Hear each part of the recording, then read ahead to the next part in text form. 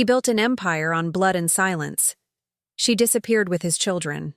5 years later, on a private jet at 30,000 feet, their worlds collide again. And this time, there's no running. He faints. She doesn't flinch. And 2 5-year-old twins are about to change everything a crime lord thought he knew about power. This is not just a love story. This is war, family, and the choice between an empire and a soul. Hello, everyone. I'm back with another Afro-Korean story that will break your heart and put it back together. This one is about secrets, family, and a mafia heir who thought he'd lost everything, until he saw his own eyes staring back at him from 2 5-year-old faces. But before we dive in, help me reach 2,000 subscribers so I can keep bringing you these stories you won't find anywhere else. Hit that subscribe button and let's begin. The jet engines hummed like a lullaby for the damned. Min-jae didn't do turbulence, not in the air, not in business, and certainly not in his chest, but that's exactly what he felt the moment he stepped through the cabin door. Fury still clung to his shoulders like cologne. The deal in Bangkok had gone sideways. Blood hadn't been spilled, but it had been close. Close enough that his second-in-command now sat 3 rows back, jaw tight, gun holstered but ready. Min-jae loosened his tie. 32 years on this earth, and he'd learned one truth. Control everything, or lose everything. He moved toward his seat. Leather, first class, isolated. And then he saw her. Time didn't stop. It shattered. She was sitting near the window, her skin glowing beneath the cabin lights like warm earth kissed by fire. Her hair was pulled back, soft curls framing a face he'd memorized in another lifetime. She wasn't looking at him. She didn't need to. He knew that profile, the curve of her jaw, the way her shoulders held weight without breaking. Amara, his ex-girlfriend, the woman who disappeared 5 years ago without explanation, without closure, without mercy. His breath caught, and then he heard them. 2 voices, small, bright, laughing. He looked down. 2 children sat beside her, a boy and a girl, identical dark eyes. Identical button noses, 5 years old maybe. Their skin was a perfect blend, his sharp Korean features softened by her deep African warmth. The boy held a toy plane. The girl whispered something, and Amara smiled, briefly, barely. But it was there. Min-jae's vision blurred, the cabin tilted, his knees buckled. And the most feared man in Seoul's underworld collapsed in the aisle of a private jet, his empire crumbling inside his chest as 2 tiny strangers stared at him with his own eyes. Amara didn't scream. She stood slowly, her body a wall between him and the twins. Her voice was calm, practiced, and cold enough to freeze blood. "Sit down, babies. Mommy's got this." The twins obeyed instantly, trained, trusting. Min-jae's bodyguard rushed forward, but Amara raised one hand, a gesture so slight, so certain, that even armed men hesitated. "He's fine," she said, just surprised. Her eyes finally met his, and in them he saw no apology, no fear, just a truth so heavy it could sink ships. "You left us no choice." Min-jae's second-in-command crouched beside him, whispering urgently in Korean. Boss, can you hear me?" But Min-jae wasn't listening. He was staring at the little boy who had peeked around his mother's legs and was now studying him with unnerving curiosity. "Mommy," the boy whispered. "Why did that man fall?" Amara's jaw tightened. "Because sometimes grown-ups forget to breathe." The girl tugged her brother back. "Stop staring, Jae. It's rude." Jae. Min-jae's heart stopped again. His name. His name was in that child's mouth. He tried to stand, failed. His second pulled him upright, but his legs were water, his mind a war zone. "Amara." His voice cracked. 5 years of silence and her name still tasted like home. She didn't flinch, didn't move. "We need to talk," he managed. "No," she said simply. "We don't. Those children, Are mine. They look like me. Her tone was a blade. Sharp. Final. Sit down, Minjae, or leave. But don't make a scene in front of my kids. Her kids, not ours, not his. And yet every instinct in his body screamed the opposite. The plane began to taxi. The captain's voice crackled overhead, smooth and oblivious. Seatbelt signs blinked on. Minjae stumbled into the seat across from her, close enough to see the exhaustion beneath her composure, far enough that his world still felt like it was ending.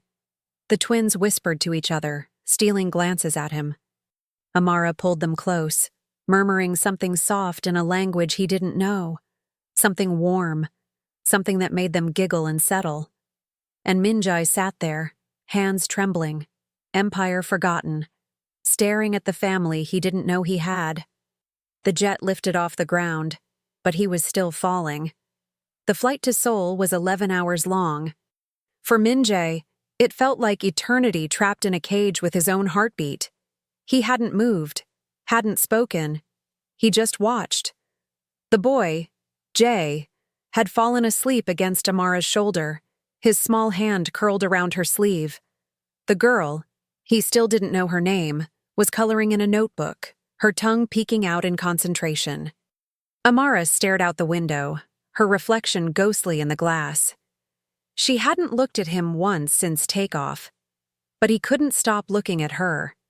5 years ago, she'd been a graduate student. Brilliant. Bold.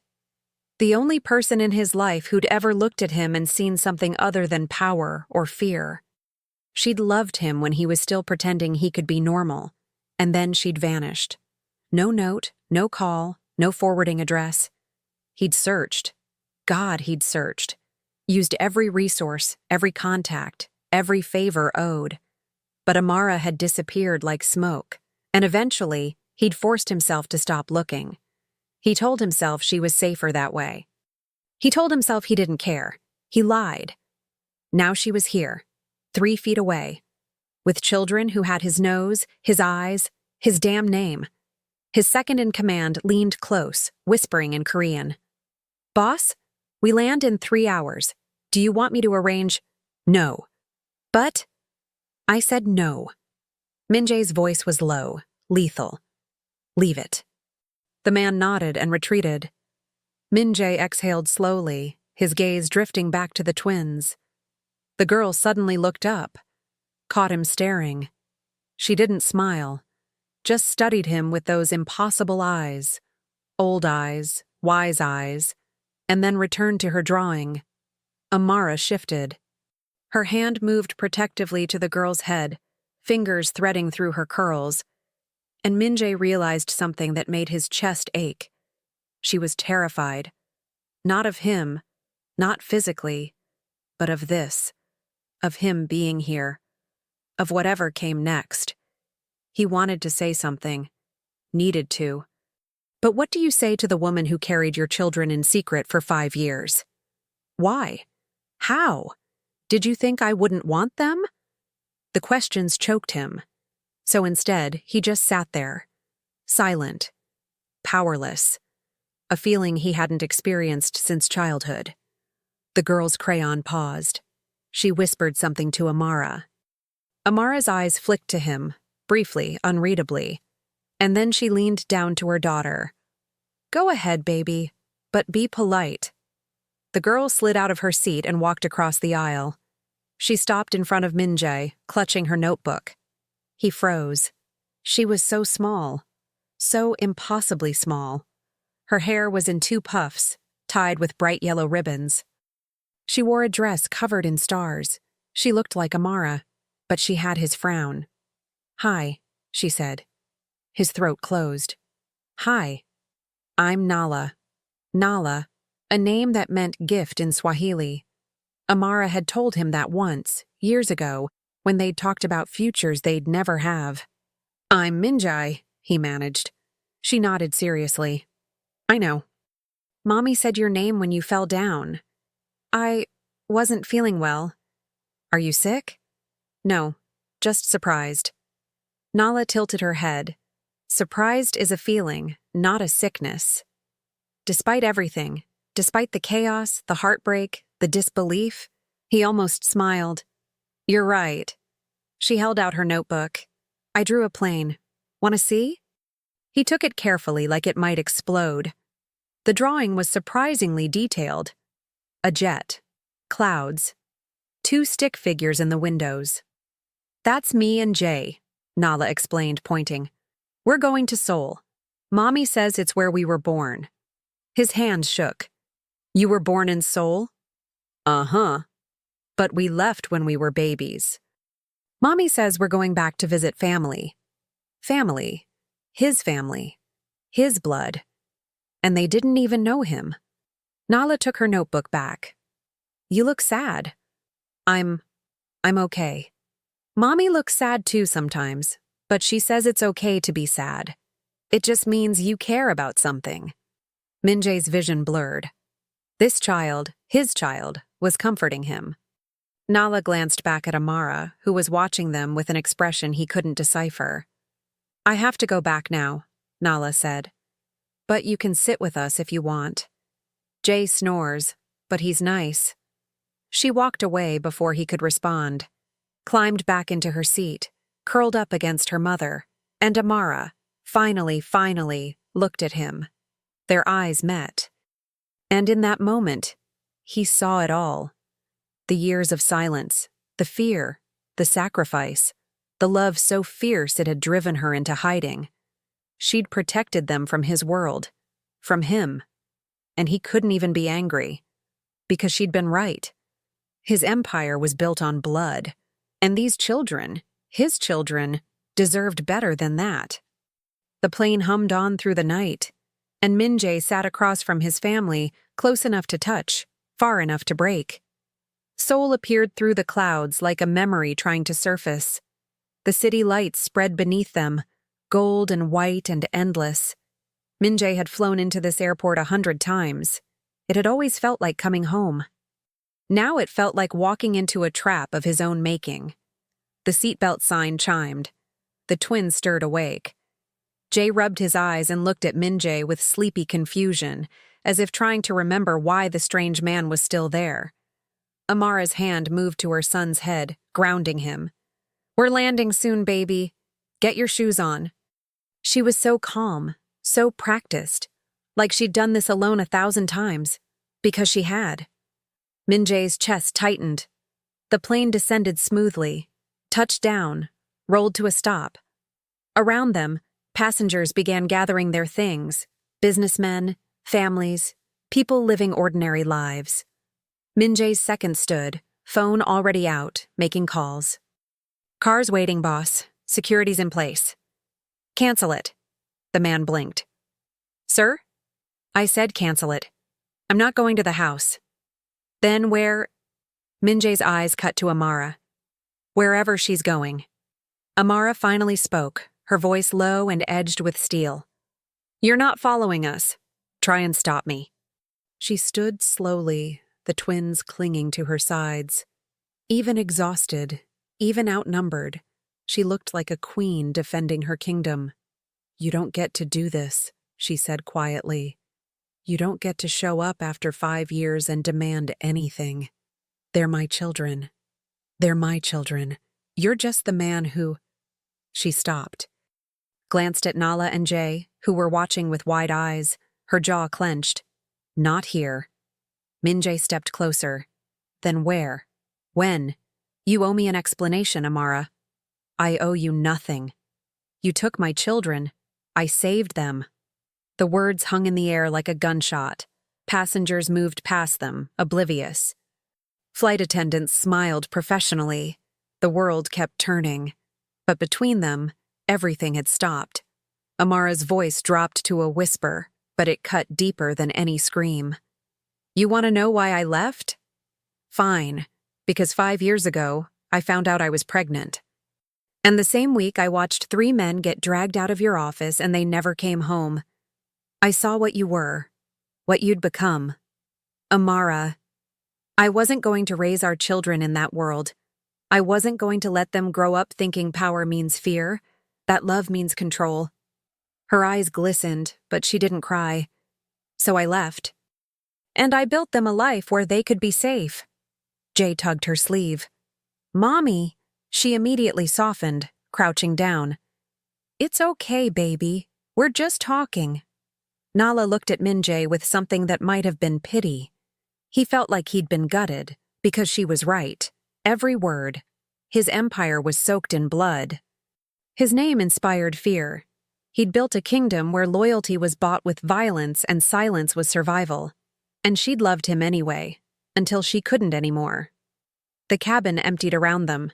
Finally, Amara stood, took the twins' hands. We're staying at my aunt's place in Itaewon, she said quietly. For 2 weeks. Then we're going back to Nairobi. Nairobi! His heart lurched. You've been in Kenya?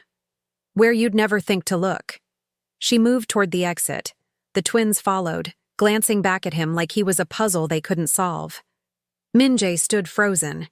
His second appeared at his side. Boss? Find out everything, Minjae said hoarsely. Where she's staying, what she's doing in Seoul, why she came back. Already on it. And get me a clean phone, untraceable. Sir, do it. The man nodded and disappeared. Minjae walked off the plane in a daze. Outside, the Seoul air hit him like a slap. Cold, sharp, real. Somewhere in this city, his children were breathing the same air. Learning his language, walking his streets. And he was a stranger to them. He'd built an empire. But he'd lost a family he never knew he had. And for the first time in 15 years, Minjae didn't know what the hell to do next. His phone buzzed. A message from his father. I heard you're back. We need to talk about the Bangkok situation. Tonight. He stared at the screen. Bangkok. The deal. The empire.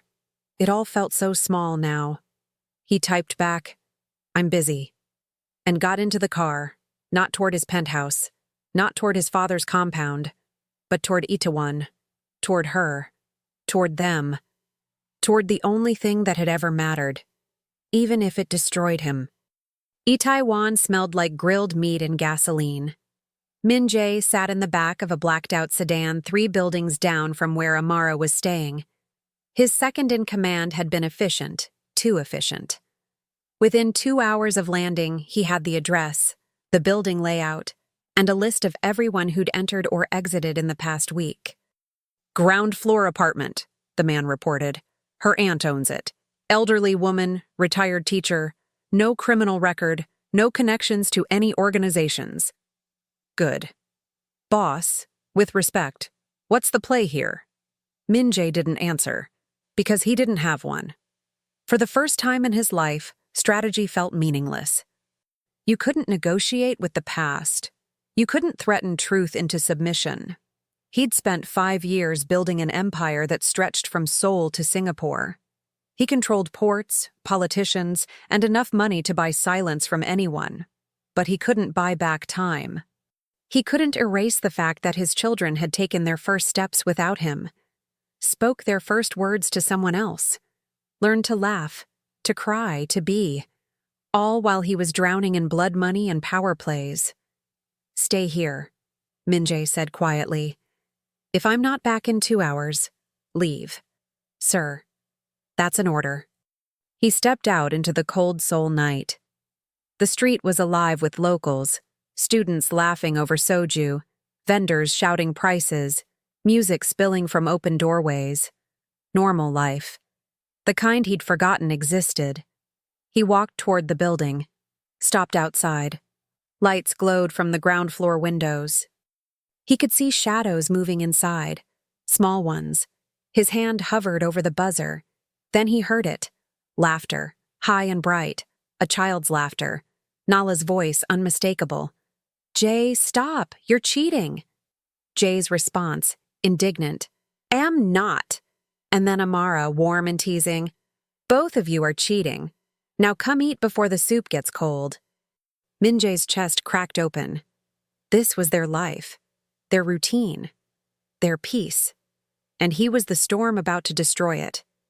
He stepped back from the door, turned, and nearly collided with an elderly woman carrying groceries. She looked up at him, sharp-eyed despite her age.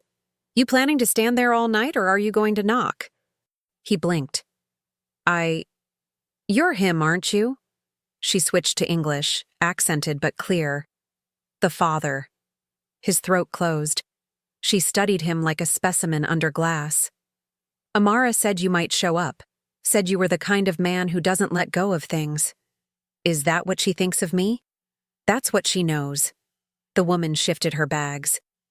I'm Auntie Kamau, and you're trespassing. I just want to talk to her. She doesn't want to talk to you. Those are my children. Biology doesn't make you a father. Auntie Kamau's voice was steel wrapped in silk.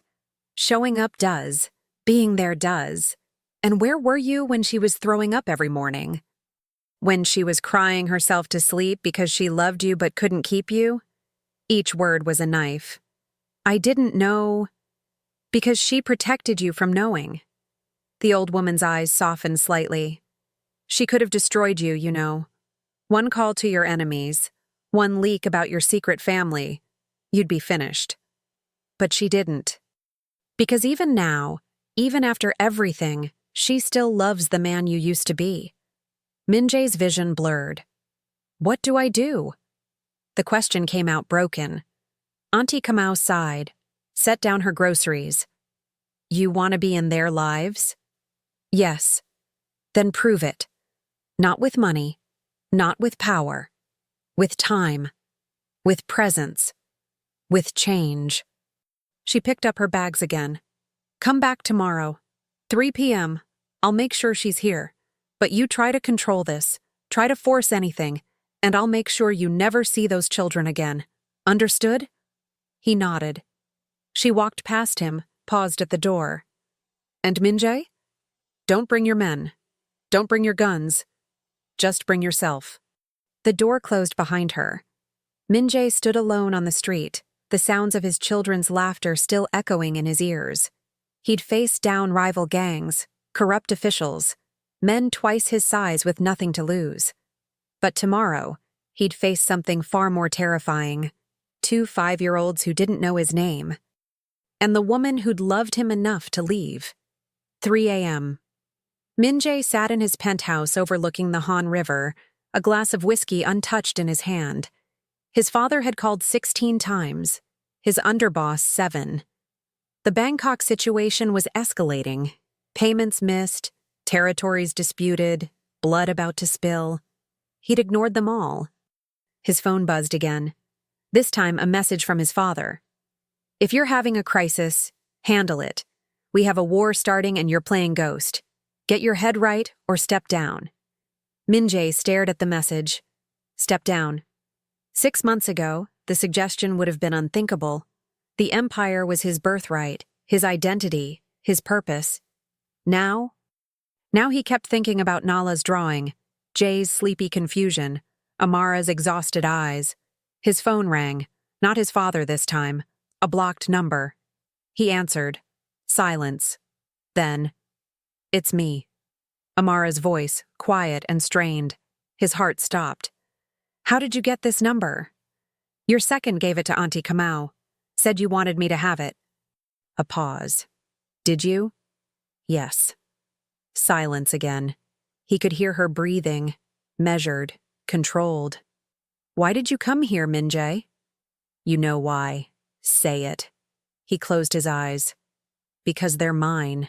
Because you were mine. Because I've spent 5 years trying to forget you and failing every single day. A shaky exhale on her end. You can't just walk back into our lives. I know. You can't fix this with power or money. I know. And you can't. Her voice cracked. You can't ask me to go back to who I was, to pretend the last 5 years didn't happen. I'm not asking you to go back, he said quietly. I'm asking you to let me catch up. Silence.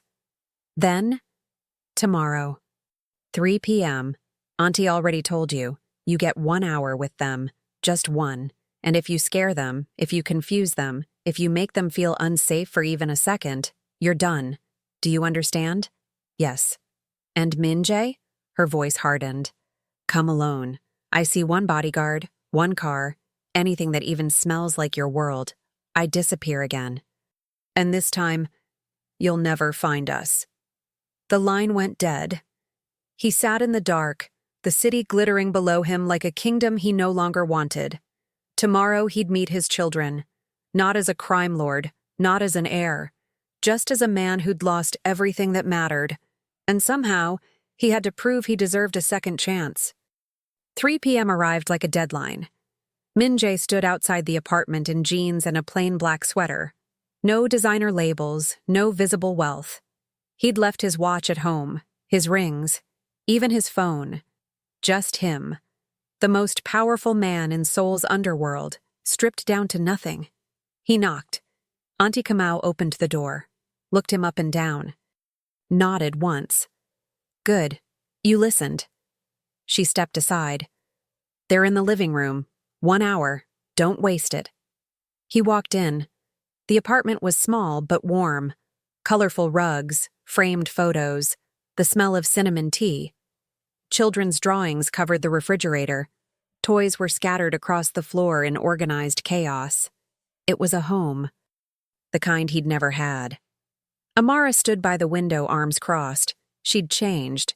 Her hair was down now, natural curls framing her face. She wore simple clothes, but she looked like armor anyway. And on the couch, the twins. Nala was reading a picture book. Jay was building something with blocks. His tongue stuck out in concentration, exactly like Amara used to do when she studied. They looked up when he entered. Nala smiled shyly. Hi. Jay just stared. Min-jae's throat tightened. Hi. Amara's voice was cool, controlled. Nala, Jay, this is Min-jae. He's an old friend of Mommy's. He's visiting Seoul and wanted to meet you. Old friend. Not your father. Not yet. Jay frowned. The man who fell down on the plane? Yes, Min-jae managed. That was me. Are you better now? I'm getting there. Nala patted the couch beside her. You can sit. We're not scary. But they were. Terrifying in their innocence, their trust. He sat carefully, like the couch might collapse under the weight of this moment.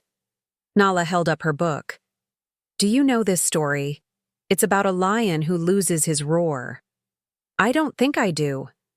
It's sad at first, she explained seriously. But then he finds friends who help him remember how to be brave. Mommy says everyone loses their roar sometimes. Min-jae glanced at Amara. She was watching him with unreadable eyes. That's a good story, he said. Jay abandoned his blocks and climbed onto the couch, studying Min-jae with disconcerting intensity. You talk different than Mommy. I'm Korean. Your mom is Kenyan. We're both, Nala announced proudly. Mommy says we get to be 2 things at once. That's a good way to be. Jay tilted his head. Do you have kids? The question was a grenade. Min-jae looked at Amara. She'd gone very still. I do, he said slowly. But I haven't been a very good dad to them. Why not? Because I didn't know how, and I was scared. Nala's eyes widened. Grown-ups get scared? All the time. Even you? Especially me. Jay considered this. Then, with the brutal honesty of children, you should try harder. Kids need dads. Min-jae's vision blurred. You're right. Amara's voice cut in, tight. Okay, why don't you 2 show Min-jae your drawings? The ones from art class. The twins scrambled off the couch, racing to a corner where papers were stacked. Amara moved closer, her voice a whisper. What are you doing? Trying.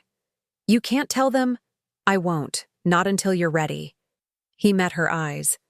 But I'm not lying to them either. Not about this. Min-jae, I've built my whole life on lies, Amara. I'm not starting that with them. She looked away, jaw tight. You don't get to be noble now.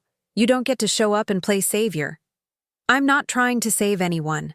I'm trying to show up, like you said I should have done 5 years ago. Nala returned, shoving a paper at him. Look. I drew our house in Nairobi. The drawing showed a small house, a huge sun, 3 stick figures holding hands. "This is beautiful," he said honestly. "That's me, Jay, and Mommy," she explained, pointing. "We're a family." His chest tightened. "Yes, you are." Jay handed him another drawing, this one of a plane. "I want to be a pilot when I grow up." "Yeah? Why's that?" "'Cause then I can fly anywhere, and I can take Mommy and Nala wherever they want to go." Minjae's hands shook. This boy, his son, was already trying to protect his family, just like Minjae had tried to do, and failed. The hour passed too quickly. They played games, told stories. Nala showed him how to braid hair, badly. Jay challenged him to a block-building contest, and won. And for 60 perfect, impossible minutes, Minjae forgot about empires and blood. He was just a man on a couch with 2 children who laughed at his jokes and didn't know he was supposed to be terrifying. When Auntie Kamau announced time was up, Nala hugged him goodbye without hesitation. Jay shook his hand very seriously. "You can come back tomorrow if you want." Minjae looked at Amara. She hesitated. Then, barely. "Maybe." He nodded, left before he broke. Outside, the soul cold hit him like a baptism. He'd survived gang wars, assassination attempts, his father's cruelty. But 1 hour with his children had unmade him completely. His phone buzzed, 23 missed calls. He ignored them all, and walked into the night, knowing that tomorrow he'd come back. And the day after. And every day after that. Until he earned the right to be called their father, or until Amara told him to stop trying. Either way, his empire could wait. For the first time in his life, something mattered more. 1 week. Minjae had been coming every day for a week. At first, Amara watched him like a hawk, ready to intervene, to end it, to protect. But slowly, her guard lowered. Not much. Just enough. Enough to see that he was trying. He showed up on time. Never pushed. Never brought his world with him. He sat on the floor and played games. He listened when Nala explained her imaginary friends in elaborate detail. Entire kingdoms with rules and histories. He helped Jay with puzzles, never once checking his phone, never letting his eyes glaze over with distraction. And every night, he left without asking for more. But his empire was fracturing. The cracks started small. Missed meetings, delayed decisions. His underboss calling 3, 4, 5 times a day with crises that used to be his entire world. "The shipment from Busan is stuck. We need your authorization. The Yakuza are pushing into our territory. We need to respond. Your father wants answers. Where the hell are you?" Minjae ignored them all. His father had stopped calling. That was worse than the calls. When his father went silent, it meant he was planning something. Something final. His phone buzzed during dinner on the 7th night. A message from his underboss. "The families are asking questions. Bangkok wants blood. If you don't come back soon, they'll assume weakness. And weakness gets people killed." Minjae read it once, deleted it, set the phone face down on the counter. Across the table, Jay was explaining his day at the park with the intensity of a general recounting a battle. "And then I went down the big slide, the really big one, and Nala said I was too scared, but I wasn't scared at all." "You were a little scared," Nala interjected, grinning. "Was not." "Were too. You closed your eyes." "That's not scared. That's just—" Jay searched for the word. "Concentrating." Minjae smiled despite everything. "Concentrating is important." Jay beamed, vindicated. Amara caught Minjae's eye across the table. Something passed between them. Not forgiveness, not trust, but recognition. He was here, every day, showing up. Maybe that was enough. Maybe. On the 8th day, Amara asked him to stay for dinner. It was a small thing. Rice, stew, vegetables. Nothing fancy. Nothing that required wealth or power. Just food. Just family. The twins chattered about their day, Nala's new friend at the playground, Jay's attempt to catch a bug that got away. Auntie Kamau told embarrassing stories about Amara's childhood, how she once tried to convince her entire class that she could talk to birds. "I was 5, Amara protested, laughing. "You were very convincing," Auntie Kamau said. "Half the children believed you for a month." Nala's eyes went wide. "Mommy, can you really talk to birds?" "No, baby. I was just very imaginative." "Imaginative is good," Minjae said quietly. "Means you can see possibilities other people miss." Amara met his eyes, and for a moment, he saw her the way she used to be, before the fear, before the running, before he became someone she had to protect her children from. After dinner, the twins fell asleep on the couch, tangled together like puppies. Jay's hand was curled in Nala's hair. Nala's head was on his shoulder. They looked so small, so fragile, so his. Amara covered them with a blanket, then gestured for Minjae to follow her to the kitchen. She made tea, chamomile, honey, the same way she used to make it 5 years ago when they'd stay up late talking about everything and nothing. She sat across from him at the kitchen table. For a long time, neither spoke. The silence wasn't uncomfortable, just heavy, weighted with years and choices and roads not taken. Finally, Amara broke it. "They like you." His heart clenched. "I like them too. Jay asked me yesterday if you were going to be his dad." She said it quietly, carefully, like the words might explode. Minjae's breath caught. "What did you tell him?" "I said I didn't know." She wrapped her hands around her mug, steam rising between them. "Because I don't." "What do you want me to say, Amara?" "I want you to tell me what happens when you go back." Her eyes met his, steady, unflinching. "Because you will go back. Men like you always do." "What if I don't?" She laughed, but it was bitter, broken. "You think it's that easy? You think you can just walk away from an empire? From your father? From everything you've built? If it means being here, yes. You don't mean that. Try me." Amara stood abruptly, the chair scraping against the floor. She paced to the window, arms crossed, staring out at the Seoul night. "You don't understand," she said to the glass. "The moment you claim them publicly, the moment anyone in your world knows they exist, they become targets, leverage, weapons to use against you. So I'll protect them." "How?" She spun to face him, and her eyes were blazing. "With more violence? More blood? More men with guns standing outside their school? That's exactly what I ran from. I won't let my children grow up thinking love looks like control, and family means fear." "Then teach me," he said quietly, standing. "Teach me how to love them without destroying them." She stared at him, and something cracked. Tears welled up, finally breaking free. "I don't know if you can." "Then let me prove it." "How?" The word came out as a sob. "How can you possibly—" "I'll walk away from it." His voice was steady, certain. "All of it. The empire, my father, everything." She shook her head violently. "You can't. I can. I will." He took a step closer. "I'll dissolve my ties. Hand over operations. Disappear. We can go anywhere. Nairobi, London, somewhere small where no one knows my name. I'll be whoever you need me to be. They'll kill you for that. Maybe. But I'd rather die trying to be their father than live as the man who abandoned them." Amara's breath hitched. Her hands were shaking. "You're insane." "Probably. Your father will never let you go. You know what he does to people who betray the family. He doesn't have a choice." "Minjae," she pressed her hands to her face. "Do you have any idea what you're saying?